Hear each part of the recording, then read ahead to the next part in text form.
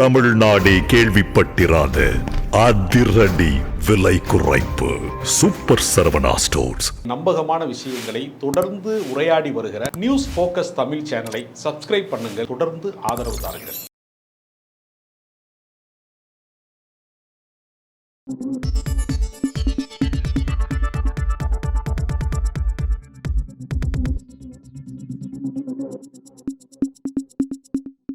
Sir வணக்கம். வணக்கம்.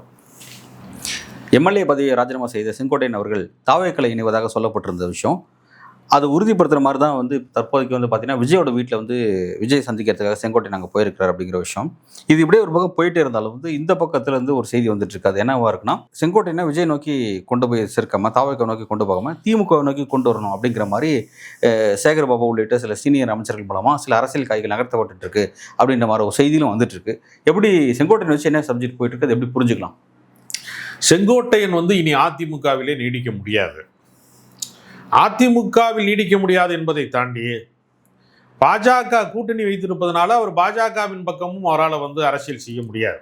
இப்போ 2 இடமுமே அவருக்கு இல்லை என்று ஆனதற்கு பின்பு தேர்தலுக்கு சில மாதங்களே இருக்கக்கூடிய அந்த காலகட்டத்தில் ஏதாவது ஒரு முடிவை எடுத்தாக வேண்டிய சூழல் இருக்கிறது. ஏன்னா மிக நீண்ட காலமாக அரசியலில் இருப்பவர்களுக்கு இருக்க பெரிய சிக்கல் தங்களுடைய இருப்பை உறுதி செய்வது மட்டுமல்ல, தன்னை நம்பி இருக்கக்கூடிய ஆதரவாளர்கள், உதாரணத்துக்கு சத்யபாமா போன்றவர்கள்லாம் எம்பியா இருந்திருக்கிறாங்க, பல பேர் அவருக்கு ஆதரவாளர்களாக இருக்காங்கல்ல, அப்போ அந்த ஆதரவாளர்களுக்குமான வாய்ப்பை உறுதி செய்ய வேண்டியிருக்கிறார். அதனால் ஒருவேளை அவர் திமுகவுக்கு போனால் அவருக்கு மட்டுமான சீட்டு கிடைக்க வாய்ப்பு இருக்கிறது. மற்றவர்கள் அங்கீகரிக்கப்படுவார்களா, மற்றவர்களை ஏற்றுக்கொள்வார்களா, இவர் அளவுக்கு கொண்டாடுவார்களா அல்லது இவர் அளவுக்கு அங்கீகரிப்பார்களா என்கிற சந்தேகம் இருக்கிறது. ஆனால் தாவேகா மாதிரி ஒரு கட்சி வளரக்கூடிய கட்சின்னா எல்லாத்துக்குமே ஒரு வாய்ப்பு இருக்குது, சீட்டு கொடுப்பதற்கு வாய்ப்பு இருக்கிறது, போட்டியிடுவதற்கு வாய்ப்பு இருக்குது. வெற்றி தோல்வி என்பது அதற்கு பின்பு உள்ள விஷயம். முதல் கட்டமாக அவருக்கு இருக்கக்கூடிய ஒரே ஒரு எதிரி பொது யாருன்னா எடப்பாடி பழனிசாமி. அவருக்கு டெரர் கொடுக்கறதுக்கு இவர் இங்கே போறாரு அப்படிங்கிறது மாதிரி அதை எடுத்துக்கொள்ளலாம். இப்போ இவர் போறதன் மூலமாக அதிமுகவும் கடைசி நேரத்தில் தாவேகாவும் கூட்டணிக்கு போவதற்கான சாத்தியத்தினுடைய கதவுகள் மூடப்பட்டு விடுமா என்கிற கேள்வி அதற்குள்ள இருக்கிறது. இப்போ இவர் வந்துட்டாருன்னா இப்போ மறுபடியும் எடப்பாடி எப்படி சேர்க்க முடியும்? அப்போ பாஜக பக்கமோ அதிமுக பக்கமோ விஜய் போகலை, அவர் தனித்து தான் நிற்க போறார் என்பதற்கான சான்றாகவும் இந்த செங்கோட்டையனுடைய சந்திப்பை பார்க்க வேண்டியிருக்கு. அப்போ 2 பக்கமும் பார்க்கிற போது திமுகவும் கயிறா இழுக்கும். ஏன்னா ஒரு மூத்த லீடரு அதை போய் அவரை பலப்படுத்தி விடக்கூடாது என்று திமுகவும் நினைக்கும், தாவேக்கா பலப்படுத்தக்கூடாது அப்படின்றது. ஆமாம். அதே சமயத்தில் தாவேகாவுக்கு போவதன் மூலமாக உள்ள நடைமுறை சிக்கல்கள்னு செங்கோட்டையனுக்கு நிறைய இருக்கு. அந்த நடைமுறை சிக்கல்களை எதிர்கொள்வதற்கு பலகட்ட பேச்சுவார்த்தை நடத்தி இறுதி முடிவு எட்டுவார்களா என்கிற சந்தேகம் எனக்கு இருக்கு. சந்தித்தார்கள் என்பதனாலேயே சகலமுமே சாத்தியப்படும் என்பது அல்ல. இப்போ அமித்ஷாவை கூட தான் நான் சந்திக்க போறேன்னு போனாரு. இப்போ அமித்ஷாவோட அவருக்கு உடன்பாடு ஏற்பட்டு விட்டதா, பாஜக கூட்டணியோட உடன்பாடு ஏற்பட்டு விட்டதா? அப்புறம் அதுல இருந்து முரண்பட்டு இன்னைக்கு எம்எல்ஏ பதவியை ராஜினாமா பண்ணிட்டு இந்த பக்கம் போறாரு. அதனால விஜயை சந்திப்பதனாலேயே அவருடைய எல்லா பிரச்சனைகளுக்குமான எல்லா தலைவலிக்குமான ஒற்றை மாத்திரை மாதிரிலாம் அதை சொல்ல முடியாது. அதுக்கு ஒரு தீர்வாக அதை பார்க்க முடியாது. ஆனால் பேச்சுவார்த்தை நடக்கிறது. முதல் கட்டமாக இப்படி ஒரு பெரிய மூத்த அரசியல் ஆளுமையை விஜய் சந்திப்பதன் மூலமாக, அனுபவ செழுமை இருக்கக்கூடிய ஒருவரை சந்திப்பதன் மூலமாக அரசியல் எதை நோக்கி போக போகிறது என்கிற எதிர்பார்ப்பை இந்த சந்திப்பு கூட்டியிருக்கிறது. அந்த அளவில் தான் இதை பார்க்க வேண்டும். அதனால தமிழ்நாட்டு அரசியலில் இன்றைக்கு இளைஞர்கள் ஒரு பெரிய திரளாக திரண்டு வருகிறார்கள். எம்ஜிஆரை புகழ்ந்து பேசுகிறார் ஒருவர், அண்ணாவை பேசுகிறார். ஏடிஎம்கே தொடங்கப்பட்ட போது என்ன குரலை பேசினார்களோ அதே குரலிலே தான் விஜய் பேசுகிறார். அங்கு ஒரு மூத்த அரசியல் ஆளுமை என்று இவரை ஏற்றுக்கொண்டார். அவருக்கும் அது ஒரு பெரிய ப்ளஸ்ஸாக இருக்கும், எடப்பாடியை அச்சுறுத்துவதற்கு ஒரு வாய்ப்பாக இருக்கும். இன்னொரு பக்கம் விஜய்க்கு வழிகாட்டுவதற்கு ஒரு வாய்ப்பாக இருக்கும். எனவே தாவேகாவுடைய இமேஜை சரி செய்வதற்கு எல்லாருமே சின்ன பிள்ளைங்க வெல்லாமல் வீடு சேராதுன்னு பழமொழி சொல்லுவாங்க. அதனால் சிறுபிள்ளை விளையாட்டு போல கட்சி நடத்துகிறாங்க, யார்கிட்டையுமே மெச்சூரிட்டி இல்லை என்றெல்லாம் குற்றச்சாட்டு வர தொடங்கியதற்கு பின்பு முன்னாள் எம்எல்ஏக்கள், கட்சிகளிலே ஓரங்கட்டப்பட்டிருக்கக்கூடிய அல்லது இன்னைக்கு ஆக்டிவ் அரசியலுக்குள்ளே வர முடியாமல் தவிக்கக்கூடியவர்களையெல்லாம் கொண்டு வர வேண்டும் அப்படிங்கிற ஒரு இடத்தை நோக்கி தாவேகா நகர்கிறார்.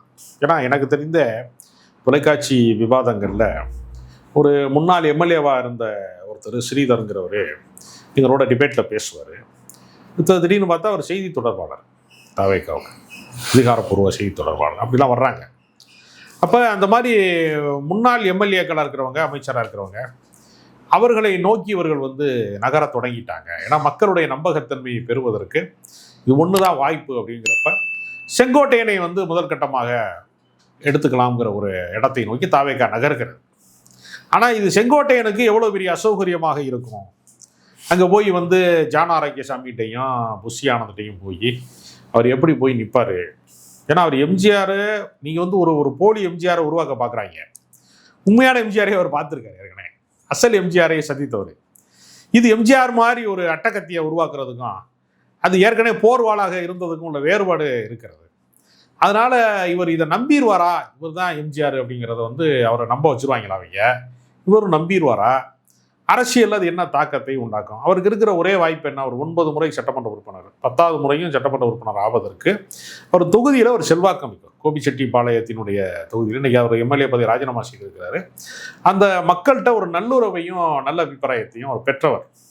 அதனால் தாவேகாவில் வந்து ஒரு வேளை மொத்தமாக வந்து ஏதாவது பீஸ் பிடுங்குற மாதிரி அவர் நடந்துச்சுன்னா கூட தப்பி பிழைக்கிற எம்எல்ஏக்களில் ஒருவராக கூட ஒரு வரக்கூடும். இதையெல்லாம் கணக்கு பண்ணி தான் அழைக்கிறாங்க.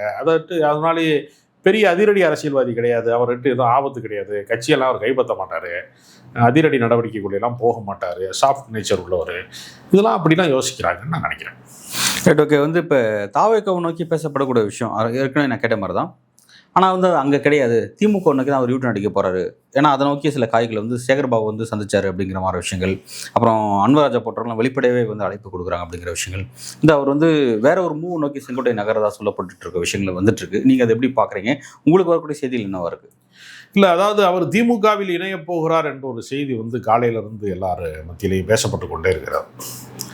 எதற்காக அப்படின்னு பார்த்தா, ஒரு திராவிட இயக்கத்தினுடைய மூத்த முன்னோடிகளில் ஒருவராக இருக்கக்கூடிய ஒரு செங்கோட்டையன், மிக நீண்ட அரசியல் அனுபவம் மிக்கவர். அவருடைய அனுபவத்தை வந்து பயன்படுத்தி கொள்கிற இடத்துல தாவேகாவுக்கு அப்படி ஒரு இடத்தை தந்துவிடக்கூடாது என்று திமுக நினைப்பது இயல்பான ஒன்று தான். திமுக அப்படி நினைக்காதுன்னு நம்ம சொல்ல முடியாது. திமுகவை பொறுத்தவரையில் கொங்கு மண்டலத்தில் நீங்கள் வந்து ஒரு மிகப்பெரிய தாக்கத்தை வந்து செங்கோட்டையனை வைத்து உருவாக்க முடியும்னா ஏன் அந்த அரசியலை செய்யக்கூடாது என்றுதான் திமுக யோசிப்பாங்க. ஏற்கனவே அதற்கான பிரதிநிதிகள் அவங்ககிட்ட இருந்தால் கூட, செந்தில் பாலாஜி மாதிரி பல பேர் இருந்தால் கூட, இன்னும் ஒரு பெரிய தாக்கத்தை உருவாக்குவதற்கு இவரை போன்ற நீண்ட கால அரசியல் அனுபவம் உள்ளவர்களை தங்கள் பக்கம் ஈர்த்து கொள்வதில் இப்போ செங்கோட்டையனுக்கு என்ன பெரிய இது இருக்க வந்து கோரிக்கை இருக்க போகிறது? அவரை மறுபடியும் எம்எல்ஏ ஆகினாலே போதும், கௌரவமாக நடத்தப்பட வேண்டும். அன்வர் ராஜா மாதிரி ஆட்களுக்கெல்லாம் மிச்சம் இருக்கிற காலங்கள்லாம் அவமானப்படாமல் இருக்கணும், அவ்வளவுதான். இந்த கௌரவத்தில் குப்பரை விழுந்தாலும் மீசையில் மண் ஓட்டக்கூடாதுன்ற மாதிரி ஒரு கௌரவத்தை தான் எதிர்பார்க்குறாங்களே தவிர, இந்த வீழ்ச்சி, அதிமுகவினுடைய வீழ்ச்சியில் அவமானப்படுவது என்பது அவர்களுக்கு உடன்பாடு இருக்காங்க. அதனால் திமுக வந்து அவரை வந்து ஒரு பாதுகாப்பான ஒரு மரியாதைக்குரிய இடத்துல வந்து ஏற்றுக்கொள்வது அப்படின்னு ஏற்கனவே அதிமுகவில் இருந்து போனவங்க அத்தனை பேருமே மிக சிறப்பான இடத்துல இருக்காங்க. அது ராஜ கண்ணப்பன், சேகர் பாபு, ரகுபதி, பெரிய லிஸ்டே இருக்குது, KKSSR, எல்லாருமே வந்து மரியாதைக்குரிய இடத்துல தான் இருக்காங்க. யாருமே வந்து சோட போகலை அரசியலில். நீங்கள் போனதுனால நான் வந்து மங்கி போயிட்டேன், அரசியலில் வாய்ப்பை இழந்துட்டேன், நான் எப்படி இருந்தேன் தெரியுமா அப்படிங்கிறது கூட இல்லை. ரொம்ப பேர் கூட சொன்னாங்க, சேடப்பட்டி முத்தியா போய் திமுகவில் சேர்ந்துட்டு அட்ரஸ் இல்லாமல் போலையா அப்படின்னு சில பேர் சொன்னாங்க. அந்த கட்டத்தில் அவர் இப்போ மறைந்துட்டார், இருந்தாலும் சொன்னாங்க. ஆனால் சேடப்பட்டி முத்தியாவுடைய மகன் வந்து மணிமாறன்கிறவர் மதுரையில் மாவட்ட செயலாளர் இருக்கார். அப்போ அவர் அடுத்து வந்து சட்டமன்ற உறுப்பினராக இருக்கார். அப்போ அந்தஸ்து மிக்கவராகத்தான் நடத்துகிறாங்கங்கிறதுக்கு அதெல்லாம் ஒரு அடையாளம். அதனால திமுகவுக்கு போகிறதுனால அவருக்கு சேதாரம் கம்மி. புதுசாக ஒரு அரசியலை தொடங்கி அந்த களத்தை வலுப்படுத்தி அதை வந்து வெற்றிகரமானதாக மாற்றி இவங்ககிட்டலாம் ஒரு அள கொடுக்க முடியுமான்னு ஒரு கேள்வி இருக்கிறார். தம்பி மரத்தில் ஏறாத, தம்பி ஜெனரேட்டரில் ஏறாத அப்படின்னு சொல்கிறதுக்கு ஒரு செங்கோட்டையன் வரைக்கும் ஒரு மூத்த அரசியல் அனுபவம் மிக்க ஒரு தேவைன்னு அந்த கட்சி நினைக்கலாம். ஆனால் அதையெல்லாம் சொல்கிற வயசில் இவர் இருக்கிறாரான்னு ஒரு கேள்வி இருக்குது. அதனால் இது வந்து ரொம்ப ஒரு எக்ஸ்ட்ரீமான ஒரு ஆசை தான் அது. அதனால் செங்கோட்டையனுடைய பயணம், பனையூரை நோக்கி போய் கொண்டிருந்த பயணம் பாதி வழியிலேயே நிறுத்தப்பட்டு விட்டது திமுகவால் அப்படின்னு ஒரு கருத்து நிலவுகிறது. அந்த கருத்தில் ஓரளவுக்கு உண்மையும் இருக்குது. அதனால் திமுகவுக்கு திரும்புவாரா செங்கோட்டையன்கிறது தான் இன்றைய எதிர்பார்ப்பாக இருக்குது. ரைட் சார், வந்து இப்போ பனையூர் நோக்கி ஒரு பயணம் வந்து அன்னாரை வளத்தை நோக்கி திரும்பிடுச்சு அப்படிங்கிற மாதிரியான விஷயங்கள் சொல்லிட்டு இருக்கீங்க. ஆனால் வந்து இங்கே அண்ணா அறிவாலயத்துக்கு வரும்பொழுது திமுகக்குள்ள வரும்பொழுது அவருக்கு இருக்க சிக்கல் என்னன்னா வந்து முத்துச்சாமி வந்து அந்த பகுதியினுடைய அறிவிப்படையுடைய தலைவராக இருக்காரு. அவரும் அங்கேருந்து போனவர் தான். இப்போ வந்து ஒரே இடத்துல 2 பேர் அப்படின்னும் போது அது அவருக்கு பொலிட்டிக்கல் அங்கே ஒரு நெருக்கடி இருக்கு. அதனால வந்து அவர் தாவேக்க நோக்கி தான் போவார் அப்படின்ற மாதிரி இந்த சிக்கல். திமுக அப்படி பல முரண்பட்டவர்களாக இருக்கிறவர்களை எல்லாம் கட்சிக்குள்ள வந்து மெயின்டைன் பண்ணிட்டு தான் இருக்காங்க. இப்போ நீங்கள் கேஎன் நேரு செல்வாக்கு மிக்கவராக இருக்கிற இடத்துல தான் திருச்சி சிவா இருக்கிறாரு. அதே மாதிரி அன்பில் மகேஷ் வந்து புதிய இளைஞர் படையை உருவாக்கக்கூடிய இடத்துல இருக்கிறாரு. எல்லா அரசியல் கட்சிகளுக்குள்ளேயுமே வந்து திமுகன்னு கிடையாது, அதிமுகன்னு கிடையாது, தங்களுடைய முக்கியத்துவத்திற்கு வேறொருவர் வந்துவிடக்கூடாது என்பதற்காக சிலரை வந்து தட்டி கழிக்கணும், சிலரை ஓரங்கட்டணும், ஒதுக்கணுங்கிற முயற்சி வந்து எல்லா கட்சிகள்லையுமே நடந்துக்கிட்டே தான் இருக்குது. அது இல்லாமல் அரசியலே பண்ண முடியாது.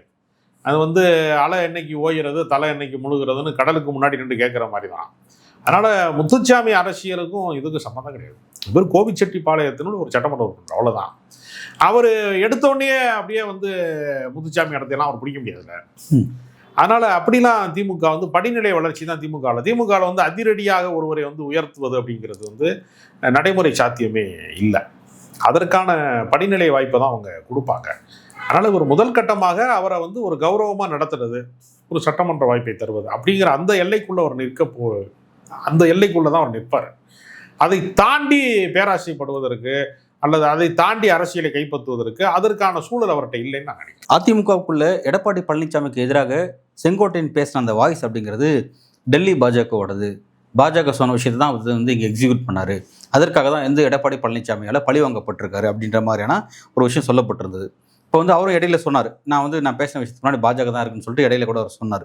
ஸோ அப்படி இருக்கும் பொழுது இப்போ வந்து அவர் தாவேக்க நோக்கி நகர்றாரு அப்படின்னு சொல்லப்பட்டிருக்கும் போது அது குறித்து என்ன சொல்லப்பட்டிருந்தது அப்படின்னா, தாவேக்காவுக்கு பாஜக தான் அவர் அனுப்புது, சில பல டீல் இருக்குது, சில அரசியல் விஷயங்களே செய்து முடிக்காங்க அனுப்பப்படுது அப்படின்ற மாதிரி சொல்லப்பட்டிருந்தாங்க.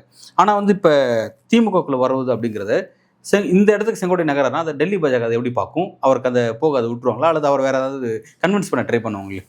இல்லை, அதாவது டெல்லி பாஜகவை பொறுத்தவரையில் முழுக்க அவர்கள் வந்து எடப்பாடி பழனிசாமியையும் அந்த இரட்டை இலையையும் அந்த கட்டமைப்பையும் தான் அவங்க வந்து முதல் காரணமாக கருதுறாங்க. முதன்மை சக்தியாக வந்து அவங்க எடப்பாடி பழனிசாமியை கருதுறாங்க.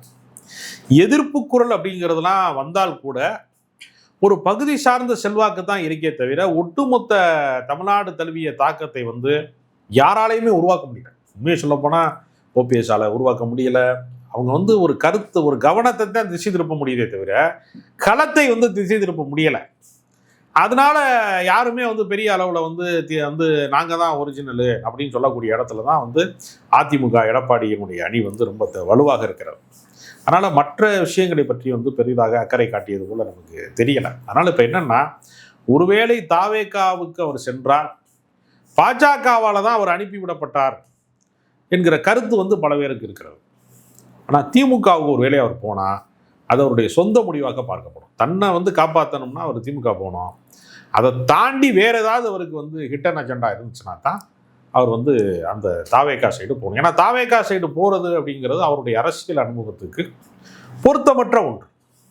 Okay sir. இல்லை, என்னோட டவுட் என்னன்னா வந்து செங்கோட்டையின் விவகாரத்தில் இப்போ அவர் தாவேக்காக்கு போகிறாரா திமுகவுக்கு போகிறாரா இன்னைக்கு? ஏன்னா அவருடைய அதிமுகவில் அவர் நீண்ட காலம் பயணிச்ச அதிமுகவில் இன்றைக்கி அனதாக்கப்பட்ட ஒரு இடத்துக்கு கொண்டார், கை விட்டாங்க அப்படின்னு பார்க்குறோம்.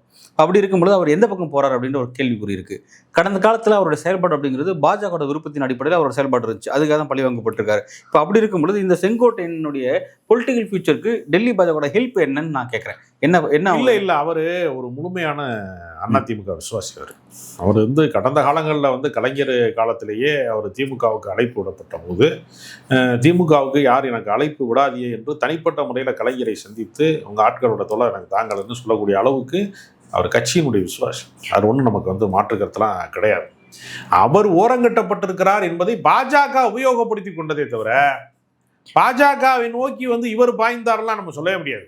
செங்கோட்டையன் வந்து அதை நோக்கிலாம் வந்து காய் நகர்த்தவே இல்லை. பாஜக இவருடைய தனிமையை, இவர் வந்து தனித்து விடப்பட்டிருக்கிறதை, அரசியலில் ஓரங்கட்டப்பட்டு இருப்பதை, அகதியாக்கப்பட்டதை அவங்க பயன்படுத்தி கொண்டு ஏன் இவரை வைத்துக்கொண்டு எடப்பாடியை மிரட்டக்கூடாது, ரெண்டும் ஒரே சமூகம், ஒரே பகுதி சார்ந்த அரசியல், நிலம் சார்ந்த அரசியல் என்பதற்காக அவங்க யூஸ் பண்ணிட்டாங்க. ஆனால் அவங்க யூஸ் பண்ணதுங்கிறது ஒரு தற்காலிகமானதானே. அவங்க யாரை வந்து காப்பாற்றிருக்கிறாங்க? பாஜக தன்னை காப்பாற்றி கொள்ள போராடுமா, ஓபிஎஸ்ஸை காப்பாற்றுமா, டிடிவியை காப்பாற்றுமா, சசிகலாவை காப்பாற்றுமா, செங்கோட்டையனை காப்பாற்றும்? யாரையுமே காப்பாற்றாது. அது தன்னை தான் காப்பாற்றிக்கணும். அதை புரிந்து கொண்டு தான் அவர் வேற ஒரு மாற்று முடிவை எடுக்கணும். அந்த முடிவுக்கு தடங்களாக இருக்கக்கூடாதுன்னு தான் சட்டமன்ற உறுப்பினர் பதவி ராஜினாமா செஞ்சுட்டு தாவேகாவுக்கு தான் ஒரு டிக்கெட்டு போட்டார். போக விடாமல் வெயிட்டிங் லிஸ்ட்டில் திமுக வச்சிருக்கு.